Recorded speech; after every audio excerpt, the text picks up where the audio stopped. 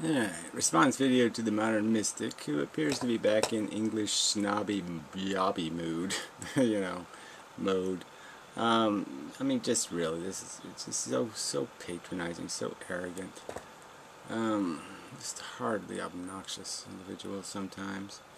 So anyway, let's call up this one Gary Cash, and we'll jump a bit into it. See if we get to the really obnoxious little bits. So anyway, here's context. Now we've had this protracted conversation about cash. I've clearly stated I prefer digital cash. I would prefer a digital representation for my cash. I don't like corporate money. I don't want corporate money. I don't want PayPal money. I don't want Wells Fargo money. I don't want Citibank money. I want my money in a secure account, period. That would be my preference. Or if I can, a savings and loan, some other kind of institution I would like to do my banking with and be able to digitize it and do it so in an economically fair and decent manner where I'm not getting exploited by corporations that charge us way overcharge us. It's not that complicated. But anyway, the distinction was made that it has nothing to do with paper money. It has to do with money, the idea of money, whether it's in the form of paper or digits, whether you have a physical check or a digital check. Digital cash, paper cash, digital check, digital paper check. That's the difference. The difference is between having checks and cash. I don't want checks on my shelf. I want cash on my shelf. If possible, where possible, when possible. And that's all I was saying about my personal preference. Obviously, banking digits are just fine most of the time, as you stated, but it's not 0.01%. It's 0.2% or whatever. I mean, it's every 70 or 80 years that the system collapses completely, and there's plenty of crises in terms of recessions. So let's not pretend that it's all fun and games and nothing ever goes wrong. Please, 0.01%. No, sorry. There's depressions a lot more often than that in history. Crises. And again, the whole point of my argument about cash and this digital shit is that in the exact time where we see the brick wall a-comin', they're doing things that make disaster more likely, not disaster less likely. They're taking away all of our capacity to grip a rock or grab something to slow this thing down or to not fall all the way over the cliff. That's my argument, is that they're just putting weight in the car and then shoving it down the hill. And that's really stupid. I mean, you can see the writing on the wall, kind of, that we've sort of reached an end point of the capitalist psychology, and it's going to need a kind of reboot. And you can reboot hard or you can reboot soft. And I'm arguing that they've obviously chosen the hard reboot. Because you really can't afford a hard reboot in a nuclear age. I might even add that as a secondary statement. That's even more urgent that government be cognizant of its responsibility to be able to deal with this thing if the wheels fall off, or a wheel falls off. So, I really do, yeah, I mean, I should play his video because it was obnoxious. That's my word for it. It's obnoxious, at least in bits. So I'm going to play some of it because it's just stupid. It was a stupid video. Just profoundly ignorant based on the context of the conversation we've already had. You already mentioned some other blog writer who's talked about digitizing cash. She didn't talk about abolishing cash, abolishing money. She talked about digitizing it. I have nothing against digital money. I'm making an argument between a distinction between cash and checks. Shit. I mean, this too big to fail shit isn't going to work forever. I mean, you keep pretending that, oh yeah, well, it's all safe. We've FDIC'd insured $7 trillion worth of assets with a $20 billion fund. Or $30 billion. Is that going to work? No. Really points to a real meaning to saying it's a standard. Well, hit me again with it. But really, I think that's going to fall into semantics. Okay, so he says it's semantics to talk about a standard, to talk about the idea that you monetize things based on a unit of measure. So now we can make sheep, cows, corn, wheat, gold, oil. We can all connect them to one thing and say this is their relative value. And I'm arguing that that's what a standard does. That's the role currency has. We have a currency standard. We have a cash standard. It's not a gold standard, not some other. We have a cash standard, and cash is a really good standard because we can control exactly how much of it exists. And that's what makes it an excellent standard. Say it's a commodity that we've created, implying that when you've got a limited amount of a certain commodity, it generally has a more solid value, let's say, than if it's yeah, and look, it really wouldn't work. Cash would be irrelevant, right, if we didn't have to pay taxes effectively in cash. And if the Federal Reserve every day, like we went through these conversations and you're just pretending we didn't have the conversations, every day the Federal Reserve takes all of those checks and converts them into a cash balance and says one bank owes this much cash to that bank, and they pay it in cash. The checks are converted into cash. Cash is the standards. Standards are important. like water or sand. It is a man-created commodity, but that is not much to say for it. Well, a lot to say for it if you recognize that it's a man-made commodity that is the standard, again, and that it is, you pay taxes with it. If we had a gold standard, you paid taxes with gold, and that you monetized everything based on the price of gold, the value of gold, you wouldn't say gold wasn't important, gold wasn't meaningful, even though it's just an industrial element. It shouldn't have any importance whatsoever, blah, blah, blah, blah, blah. It's made to make people make jewelry out of it. Why should it be relevant to the economy? Well, if you make it the standard, that's why it's relevant. Cash is relevant because it's the standard. You pay your taxes in it, and the Federal Reserve does its books in it. It really doesn't do it any good, as in it doesn't big up cash at all. Actually, thinking about it, I think I can do another little description which might help here as well. No, these are horrible descriptions. They have nothing to do with reality, so no help at all, thank you. You're going to deal with one of my questions later in your video, so you might have dealt with this, but I'll do it in a slightly different way.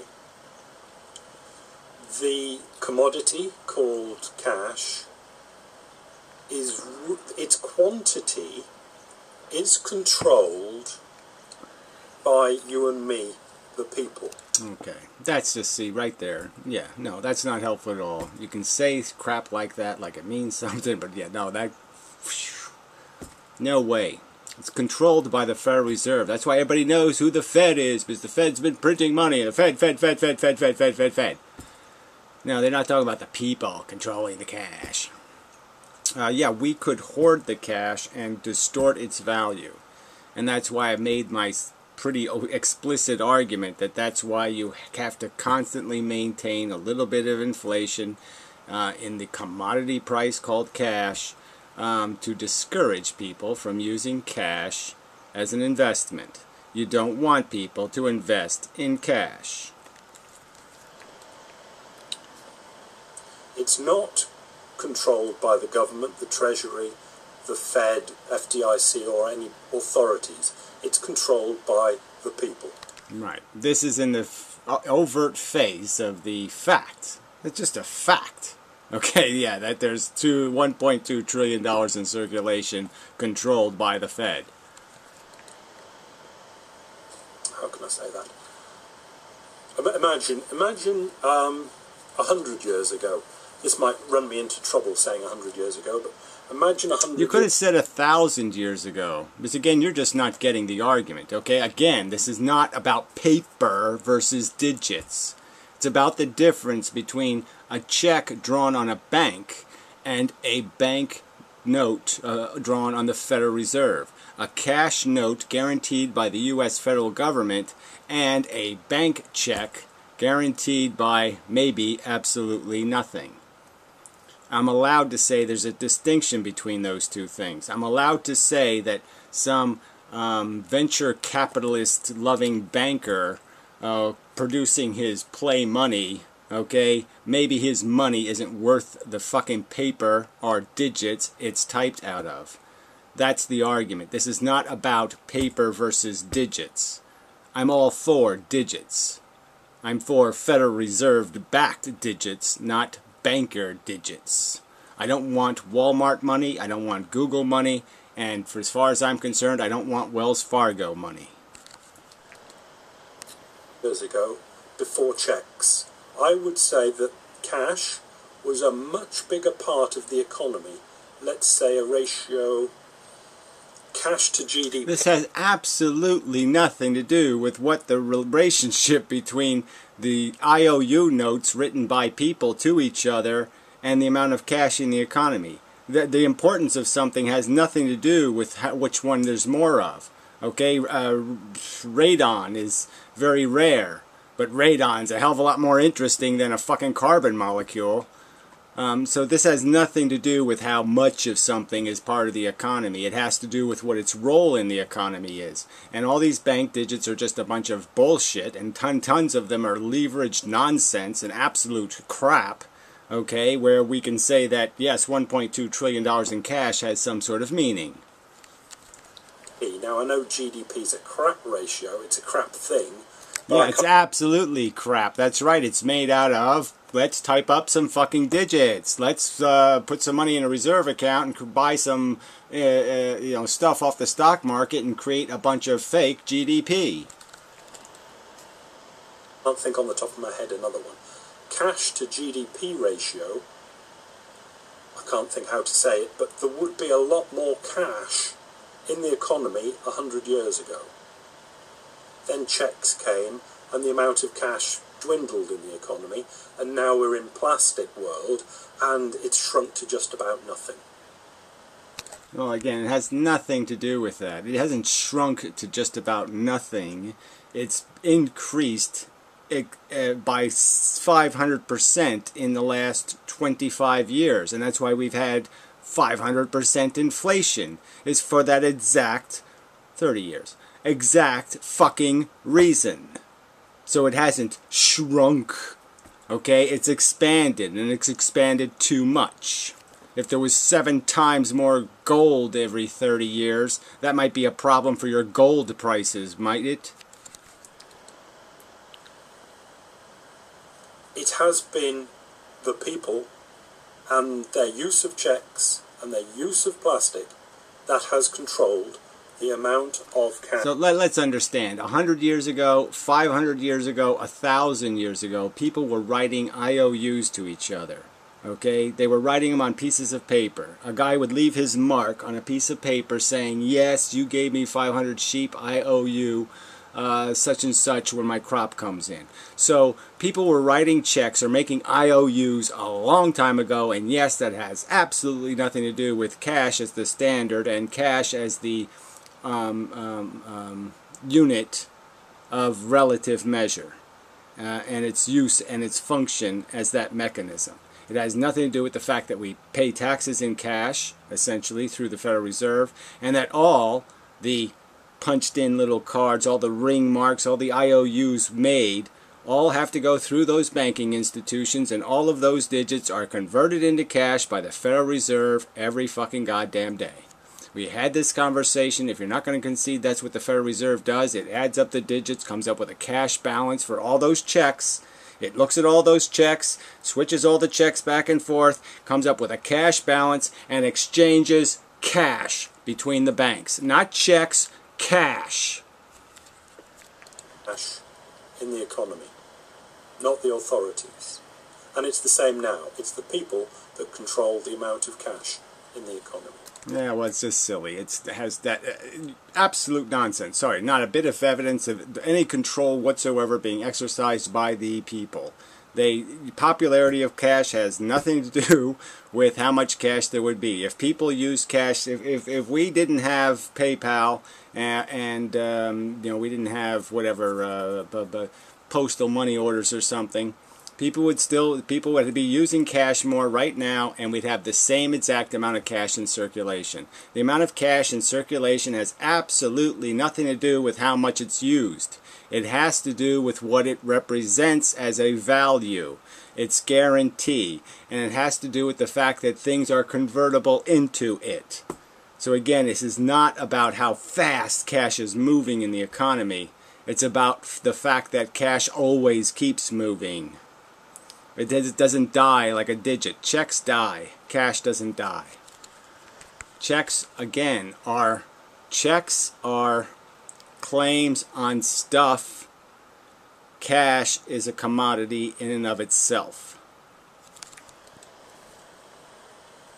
Yeah, I think that's irrefutable, so I'll leave that. Yeah, I think it's completely refutable. It's absolute nonsense. It's absolute rubbish. If if all the computers broke tomorrow and we all had to go back to a cash economy, the government wouldn't have a right to print a bunch of cash because of that. Okay, we'd still have to use the cash that exists.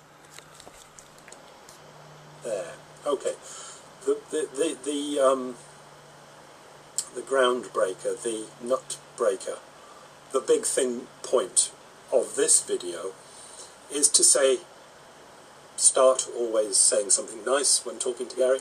You are... Yeah, right there. I mean, that kind of crap. Is that how, would you say that to other people, or is this the kind of bullshit? I mean, I'm really just so sick of this patronizing shit, all right? You want me to treat you like a moron and an idiot? I can do that if that's the way you want to do it. Oh, Nick is just too damn goddamn stupid. He's too goddamn sensitive. So let's all patronize Nick because he's too sensitive and going to get a hurt feeling and run away and close his whole channel because he's a little whiny crybaby. I mean, is that the attitude you want me to go into with videos? Is that how I should look at you and perceive you, and then I'll say it in a video to obnoxiously insult you? I'm not looking for compliments, shithead. I'm looking for fucking rational arguments, and you're not making a fucking rational argument. All you're doing is sitting on your pious little fucking I am holier than thou fucking chair saying, I'm going to explain it to you idiots. Well, fuck you. You've got it wrong, jackass. Alright, and you've got to earn the respect by making a fucking argument that makes some kind of fucking goddamn sense. And for you, after this whole entire conversation, to sit there and think I'm obsessed with paper money, when I know I'm obsessed with guaranteed money. Those are two different fucking things. I'm obsessed with money that actually means something relative to money that means nothing. Like a Google stock. You want to say they're the same fucking thing? You want to say all claims are the same? I think that's ludicrous. I will not accept that. I am not going to live in that world. They're not all the goddamn same. I don't have to treat an idiot's crayon drawing on a piece of paper the same way I have to treat a piece of cash. Whether it's a digit or whether it's a piece of paper, it doesn't matter. Shit written in crayon is not goddamn cash, whether it's digital or not. That's my fucking point. So fuck you and this patronizing shit. Let's see what he's going to say. Right. Many things you talk about cash. Things like it is a call on assets that your particular bank, that you bank with, your deposit digits are with, have bought. No, it's a call on stuff, and again, I made the point pretty fucking clear. There's old stuff that you can mortgage, and then there's future profits that you can't access at all. So that's what makes it a little difficult to claim the digit and convert it immediately into cash. You can't really sell Google to get your 1/1000th of Google. If you have a claim for 1/1000th of Google, you can't really extract it out of Google. And at the same time, if you have a claim on 1/1000th of the profit of a dam that hasn't been made yet, quite obviously you can't extract your fucking profit because they haven't made the profit yet. So yeah, some of these digital note thingies don't have much relationship to actual cash because they can't be cashed out because you can't sell them to make the cash. But yes, that's the entitlement. Your entitlement is sell it and give me what I'm entitled to, the cash. That's what selling does. Selling creates cash. It forces somebody to get cash and produce it. And it remonetizes value, right? If everybody has to sell their crap, they've been hoarding it, and now they have to sell it on the market. When they go to sell it on the market to convert it into cash because they need the cash, because I'm asking for my fucking cash, the fucking point is now all of a sudden the price is going to start going down. And their phony asset and their phony equity and their bubble fucking economy is going to fall on their head, not my fucking head. And that's the way it should be. They're the ones living the lie world where they pretend to be fucking rich when they haven't done anything or owned anything of real value. They've just blown nice whispery perfumed air up each other's fucking asses and pretending that all their farts are sweet. Well, they're not. And that reality should blow up in their fucking goddamn colon, not mine. And that's my claim. And that's what cash does. So when they try to sell all their crap, okay, because they have to actually pay one of their fucking bills for a change, yeah, then all of a sudden prices are going to go down, down, down, down. And that's cash's role, is to force things to get remonetized. If there's too many sheep, then the price of sheep go down in dollars. If there's too much, that's the game that's the reality of it. It's the conversion. It's when you convert it into cash that things are monetized. That's how you tell the value of it. That's when the market decides how much it's worth, is when you attempt to convert it into cash. Then cash tells you what it's worth. And cash can't tell you what it's worth if cash isn't worth anything. Okay. I think it's enough. Bad, Nick. Bad. Bad video. Bad. I mean, really, we had the conversation. Shit. I have no obsession with paper, stupid fuck. This is about the commodity called cash. It's not about the paper called cash.